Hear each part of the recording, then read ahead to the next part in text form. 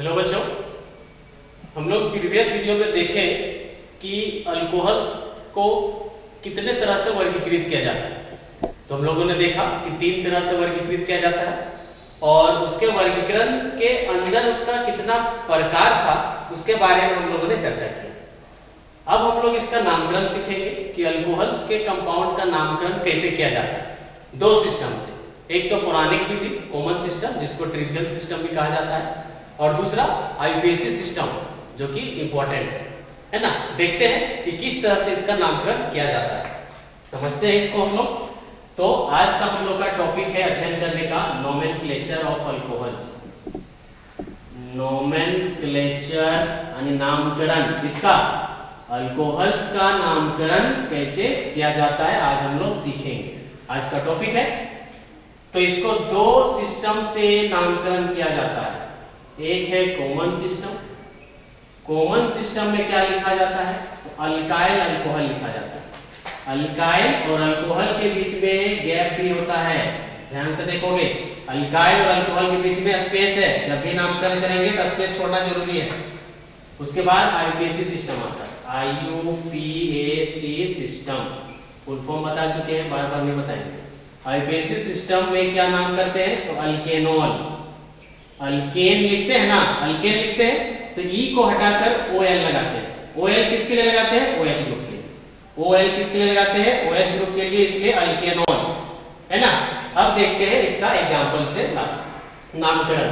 Example लेते हैं CH3OH, common name, shortcut में CN लिख रहे हैं, कॉमन नेम।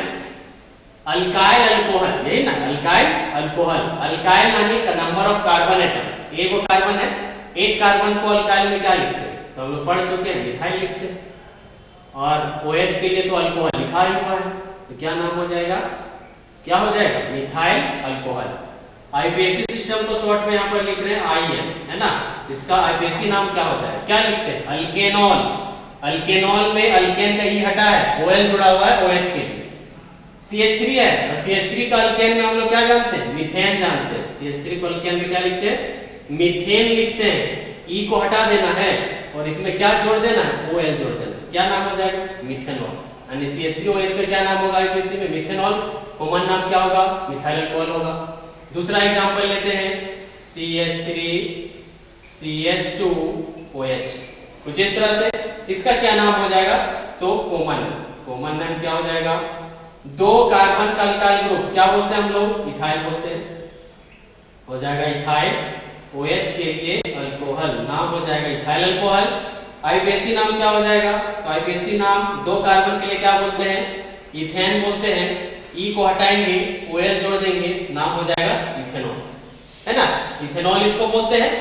उसके बाद और एक एग्जांपल लेते हैं, कुछ इस तरह से है, CH3 है, CH है और इसी में OH जुड़ा और नीचे CH3, कुछ इस तरह से। तो अगर ध्यान होगा तो यह सेकेंडरी कार्बन जैसा दिख रहा होगा, क्योंकि हम सेकेंडरी कार्बन बता चुके क्या होता है कि OH ग्रुप जिस कार्बन जुड़ेगा वह 2 अल्काइल ग्रुप से जुड़ा होना चाहिए। अब तो 2 कार्बन जुड़ा होना चाहिए, तो जुड़ा है, इसलिए इसको क्या बोलते हैं? सेकेंडरी प्रोपाइल बोलते हैं इस अल्काइल ग्रुप को, क्योंकि 3 कार्बन है और OH ग्रुप जिससे जुड़ा है वह 2 डिग्री वाला है, इसलिए इसको क्या बोलते हैं? तो सेकेंडरी प्रोपाइल। और सेकेंडरी प्रोपाइल को शॉर्टकट में इस तरह से लिखते हैं SEC.प्रोपाइल। OH के लिए क्या लिखते हैं? अल्कोहल लिखते हैं। क्या नाम हो जाएगा? Secondary propyl alcohol. और इसका दूसरा नाम भी है कॉमन नाम में, क्यों? क्योंकि सेकेंडरी प्रोपाइल को हम लोग आइसोप्रोपाइल भी कहते हैं। सेकेंडरी प्रोपाइल को हम लोग आइसोप्रोपाइल भी कहते हैं, इसलिए इसका दूसरा नाम हो जाएगा सेकेंड आइसोप्रोपाइल अल्कोहल, है ना। अब इसमें आते हैं आईपीएसी नेम। तो आईपीएसी नेम में क्या हो जाएगा? तो आईपीएसी नेम का क्या रूल है हम लोग का? रूल है लॉन्गेस्ट कार्बन चेन सेलेक्ट करो। रूल है लॉन्गेस्ट कार्बन चेन सेलेक्ट करो। करते हैं लॉन्गेस्ट कार्बन चेन सेलेक्ट, कुछ इस तरह से। और लॉन्गेस्ट कार्बन चेन जो सेलेक्ट करोगे उसमें OH ग्रुप का रहना जरूरी है, यह भी ध्यान रखना। जो भी लॉन्गेस्ट कार्बन चेन चुनेंगे उसमें OH ग्रुप का रहना जरूरी है, क्योंकि OH ग्रुप फंक्शनल ग्रुप है, तो इसमें अटैच्ड है OH ग्रुप। अब उसके बाद क्या करते हैं? नंबरिंग करते हैं। किधर से नंबरिंग करते हैं? तो उस साइड से नंबरिंग करते हैं जिस साइड से फंक्शनल ग्रुप सामने आता है, यानी OH ग्रुप सामने आता है। दोनों साइड से सामने आ रहा है इसमें, तो एक साइड से नंबरिंग हम दिखा दे रहे हैं क्योंकि इस केस में दोनों साइड से नंबरिंग कर सकते हैं। अब इसका नाम करेंगे तो क्या हो जाएगा, अल्केनॉल, अल्केनोल। अल्केन में 3 कार्बन है, 3 कार्बन के लिए क्या लिखते हैं, प्रोपेन लिखते हैं। प्रोपेन लिख दिए, अब क्या लिखते हैं, OL लिखते हैं। तो OL तो लिखेंगे तो, लेकिन OL का पोजीशन क्या है, 2 में है। अल्कोहल का पोजीशन क्या है, 2 में है, तो पोजीशन के साथ में लिखते हैं तो क्या हो जाएगा, प्रोपेन 2 ओल। क्या नाम हो जाएगा, प्रोपेन 2 ओल। या तो इसको बुक में देखोगे तो लिखा रहता है 2 प्रोपेनॉल। बुक में देखोगे क्या पाओगे लिखा, 2 प्रोपेनॉल या तो प्रोपेन 2 ओल, दोनों सही है ना, उसमें कोई नहीं है, दोनों सही है। और एक एग्जांपल लेते हैं इधर, यहां पर एक एग्जांपल ले रहे हैं CH3OH। यह एक एग्जांपल है मेरा, है ना। इसका कॉमन और आईपीएसी नाम दोनों लिखना है, कैसे लिखेंगे, कॉमन और आईपीएसी नाम लिखना है, कैसे लिखेंगे। कॉमन नेम में तो साफ साफ दिख रहा है 3 डिग्री कार्बन एटम, या कार्बन कैसा है 3 डिग्री जैसा दिख रहा होगा, क्योंकि OH जिस कार्बन जुड़ा है या 3 अन्य कार्बन जुड़ा है, और 3 डिग्री में 4 कार्बन है, तो इसको हम लोग क्या बोलते हैं, टर्सरी ब्यूटाइल। Tertiary butyl. और OH के लिए क्या लिखते हैं हम लोग, अल्कोहल लिखते हैं। नाम हो जाएगा टर्सरी ब्यूटाइल अल्कोहल। जबकि इसका अगर आईपीएसी नाम में आए, तो आईपीएसी नाम में हम लोगों ने क्या सीखा है, सबसे पहले लॉन्गेस्ट चेन जिसमें OH इंक्लूड हो। तो लॉन्गेस्ट चेन हम लोग इसमें 2 तरह से चुन सकते हैं। एक तो इसको स्ट्रेट भी चुन सकते हैं, जैसे हम घेर रहे हैं इसको, है ना, इस तरह से, या हो गया लॉन्गेस्ट चेन, या तो इधर से भी चुन सकते हैं, तो पोजीशन सेम आता है OH का। अब इसका नंबरिंग करो तो 1 2 3, क्या क्या छूट गया, एक CH3 छूटा और एक क्या छूटा, OH। OH तो फिर अल्केनॉल में आ जाएगा, लेकिन CH3 ब्रांच ग्रुप में, तो क्या हो जाएगा CH3 का नाम, पोजीशन, सबसे पहले पोजीशन 2 मिथाइल, क्या हो जाएगा 2 मिथाइल। उसके बाद कितना कार्बन का लॉन्गेस्ट चेन है, 3 के लिए क्या लिखते हैं, प्रोपेन। और OL का पोजीशन क्या है, अभी भी 2 है, क्या लिखेंगे, 2 ओल। तो यह नाम हो जाएगा 2 मिथाइल प्रोपेन 2 ओल। इस कंपाउंड का नाम हो जाएगा कुछ इस तरह से। तो इस तरह से जो है सो नामकरण किया जाता है कॉमन सिस्टम में भी और आईपीएसी सिस्टम में अल्कोहल्स के कंपाउंड का। अब किसी के माइंड में आ रहा होगा कि सर अगर 2 OH ग्रुप रहे तो कैसे नामकरण करेंगे, अगर 3 OH ग्रुप रहे तो कैसे नामकरण करेंगे।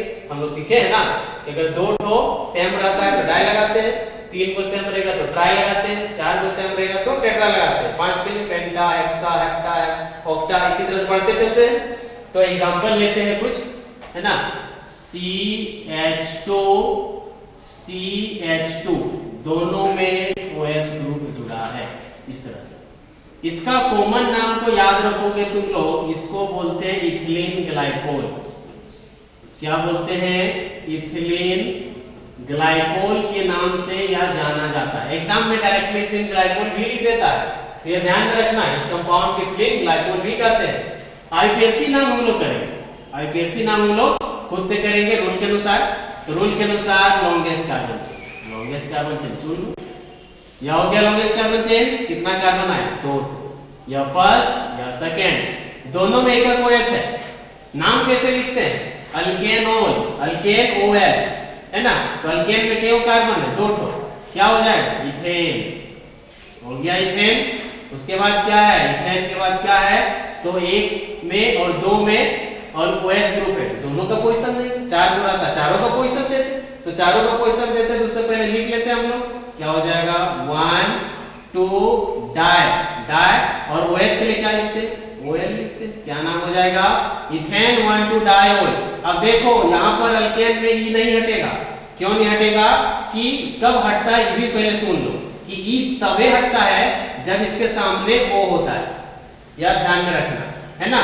तो इसलिए यहाँ पर वोवेल के सामने वोवेल होता है तो हटा देते हैं, क्योंकि यहाँ पर E है, यहाँ पर D है, तो यहाँ पर इथेन 1 2 डायोल ऐसे भी लिख सकते हैं, यह ध्यान में रखना। तो जब भी 2 OH का ग्रुप रहे इस तरह से नेमिंग करेंगे, अगर 3 रहे, अगर 3 रहता तो ट्रायल लगा देते पोजीशन के साथ।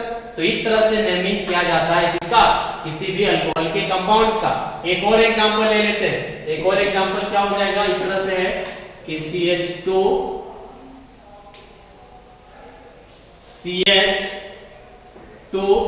OH फिर से CH OH, फिर से CH2 और साथ में OH।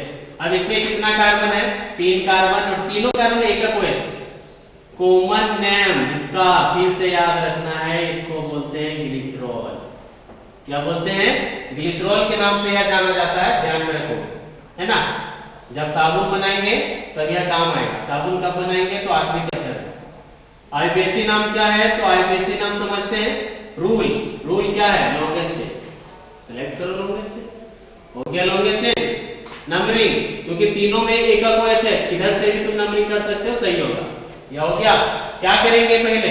अल्केनॉल 3 कार्बन है, क्या लिखेंगे? प्रोपेन। 3 कार्बन के लिए प्रोपेन 1 2 3 पोजीशन देना पड़ेगा 3 के लिए, क्योंकि तीनों अल्कोहल है, ट्राई। और ऑयल इसके लिए अल्कोहल के क्या नाम हो गया? Propane 1 2 3 try oil. यह हो गया इसका नामकरण। अब नामकरण तो हम लोगों ने सीख लिया। अब इसका देखेंगे isomerism. Isomerism in alcohols. Isomerism in alcohols. Isomerism in alcohols. यह 3 तरह का आइसोमर दिखाता है। आइसोमेरिज्म इन अल्कोहल्स का बात करें तो यह 3 तरह का आइसोमेरिज्म दिखाता है। पहला है चेन आइसोमेरिज्म। क्या है? चेन आइसोमेरिज्म दिखाता है, लिख दे रहे, चेन आइसोमेरिज्म। दूसरा जो दिखाता है पोजीशन आइसोमेरिज्म। अल्कोहल दूसरा जो आइसोमेरिज्म शो करता है वह है पोजीशन आइसोमेरिज्म। और तीसरा जो शो करता है उसका नाम है आपका फंक्शनल आइसोमेरिज्म। Functional isomerism. यह 3 तरह का जो है सो यह आइसोमेरिज्म शो करता है। अब आइसोमेरिज्म का डिफिनेशन हम लोग पहले देख चुके हैं। हेलो एल्केन्स में भी क्या होता है कि वैसे ऑर्गेनिक कंपाउंड जिसका मॉलिक्यूलर फॉर्मूला समान लेकिन स्ट्रक्चर फॉर्मूला अलग है, तो आइसोमर, और उस घटना को आइसोमेरिज्म। 3 तरह से दिखाता है अल्कोहल चेन। अगर मेरे पास आइसोमर है और सभी कंपाउंड्स में चेन में परिवर्तन है, कार्बन के चेन में, तो चेन आइसोमेरिज्म। अगर OH के पोजीशन में परिवर्तन है तो पोजीशन आइसोमेरिज्म। अगर फंक्शनल ग्रुप ही कन्वर्ट हो जाए दूसरे फंक्शनल ग्रुप में तो फंक्शनल आइसोमेरिज्म। एग्जांपल से समझते हैं। एक मेरे पास कंपाउंड है, क्या है कंपाउंड? तो मेरे पास कंपाउंड है C4H9OH। OH ग्रुप है। इसका चेन भी आइसोमेरिज्म दिखाओ, पोजीशन आइसोमेरिज्म भी दिखाओ और फंक्शनल आइसोमेरिज्म भी दिखाओ, तो इस तरह से हो जाए। चेन आइसोमेरिज्म पहले दिखाते हैं। किस तरह से चेन को डिफरेंट कर सकते हैं? एक CH3 CH2 CH2 CH2 OH हो गया चेन आइसोमेरिज्म एक। तो दूसरा चेन में परिवर्तन करना है तो CH3 CH2 OH। अभी भी चेन आइसोमेरिज्म है, चेन में परिवर्तन हुआ है लेकिन फॉर्मूला में कोई परिवर्तन नहीं हुआ है। कार्बन अभी भी 4, हाइड्रोजन अभी भी 9 और OH ग्रुप है। तीसरा क्या परिवर्तन और तरह कर सकते हैं? हाँ कर सकते हैं। C ऊपर हो जाएगा CH3 और यहाँ पर हो जाएगा आपका CH3। क्या हो गया?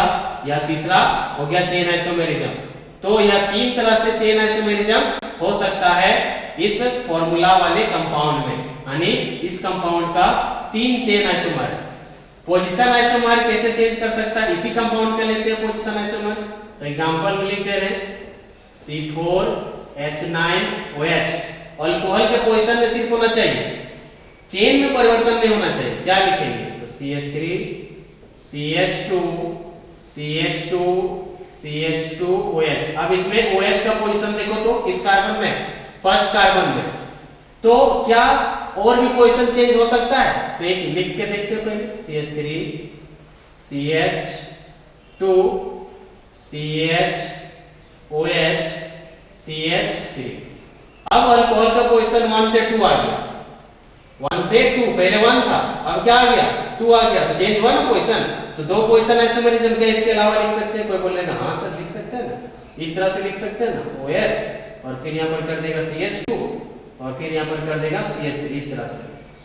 अब पूरा होशियार बनेगा, उसके बाद इस तरह लिख के बोलेगा सर 1 2 3, तीसरा में आ गया ना तो पोजीशन चेंज हो गया। तो यह सिखाएं, क्या सिखाएं कि जिधर से OH ग्रुप आसान पड़ता है उधर से नंबरिंग करते हैं, तो नंबरिंग अब इधर से ना होगा, तो अभी भी पोजीशन क्या हो जाएगा, सेकंड हो जाएगा। इसका मतलब इसका पोजीशन आइसोमेरिज्म डुएट है, तुम ऊपर वाला लिखो चाहे नीचे वाला लिखो, दोनों सेम है ना, बस वो लेफ्ट हैंड दिखा रहा है वो राइट हैंड दिखा रहा है, तो उसमें कोई परिवर्तन नहीं है। तो इस तरह से हो जाएगा इसका दो ठो position isomerism. Functional isomerism, functional isomerism एक फंक्शनल ग्रुप जो है मेरे पास वह OH है, लेकिन वह कन्वर्ट हो जाता है दूसरे फंक्शनल ग्रुप में। कौन से फंक्शनल ग्रुप में कन्वर्ट होता है देख लेते हैं। C4H9Cl है ना, इसको करके दिखाते हैं, CH3 CH2 CH2 CH2OH, यह मेरा OH फंक्शनल ग्रुप है। फंक्शनल ग्रुप यहाँ पर क्या है, अल्कोहल है। फंक्शनल ग्रुप यहाँ पर क्या है, अल्कोहल है, या दूसरे फंक्शनल ग्रुप में कन्वर्ट होता है जो कि इस तरह से होता है, CH3 CH2 oxygen CH2 CH3, कुछ इस तरह से, है ना। तो इस तरह से यह फंक्शनल ग्रुप में कन्वर्ट हुआ। पहले क्या था देखो, तो पहले था OH, लेकिन अब क्या है, दोनों तरफ अल्काइल ग्रुप है, दोनों तरफ अल्काइल ग्रुप है, और इस तरह के फंक्शनल ग्रुप को ईथर बोलते हैं। इस तरह के फंक्शनल ग्रुप को क्या बोलते हैं, ईथर। यानी कि अल्कोहल का कंपाउंड फंक्शनल आइसोमेरिज्म दिखाएगा तो वह दो फंक्शनल आइसोमेरिज्म यानी एक फंक्शनल ग्रुप से दूसरे फंक्शनल ग्रुप में कन्वर्ट हो सकता है, या OH से कन्वर्ट हो सकता है ईथर में। और ईथर का जो जनरल फॉर्मूला होता है